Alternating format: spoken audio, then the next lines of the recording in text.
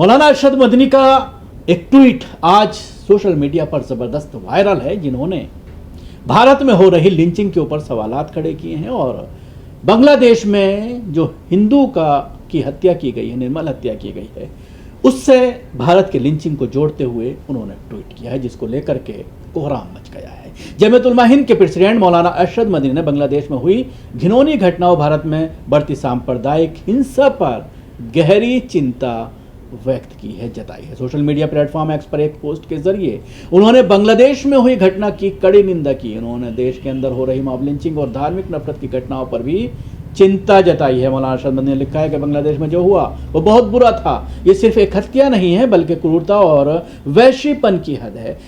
इसकी जितनी भी निंदा की जाए वो कम है। इस्लाम इसकी बिल्कुल इजाज़त नहीं देता। जिन लोगों ने ऐसा किया है, उन्होंने सिर्फ इस्लामिक शिक्षाओं का उल्लंघन किया है, बल्कि इस्लाम को बदनाम भी किया है। इसलिए ऐसे लोगों को कड़ी से कड़ी सज़ा मिलनी चाहिए। मौलाना मदनी ने कहा है कि धार्मिक कट्टरता और नफरत भी हमारे देश को बर्बाद कर रहे हैं। सांप्रदायिक तत्वों ने क्रिसमस पर ईसाई समुदाय के साथ जो किया, उसे किसी भी तरह से सही नहीं ठहराया जा सकता। ये संविधान में नागरिकों को दी गई धार्मिक आज़ादी पर सीधा हमला है।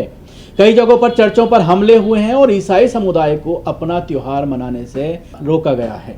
उन्होंने कहा कि कुछ दिन पहले बिहार के नालंदा में कपड़े बेचने वाले एक मुस्लिम आदमी को कुछ लोगों ने उसका नाम और धर्म पूछकर बुरी तरह से पीटा और अस्पताल में उसकी मौत हो गई।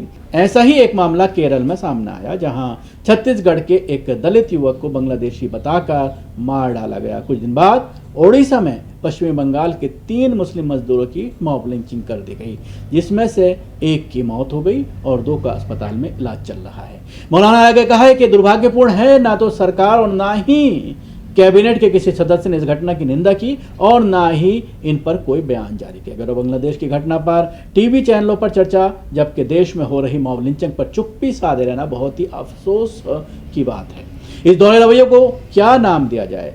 निश्चित रूप से ये वो भारत नहीं है जिसका सपना महात्मा गांधी, शेखुल हिंद, मोतीलाल नेहरू, मौलाना अबुल कलाम आज़ाद और हमारे बुजुर्गों ने देखा था।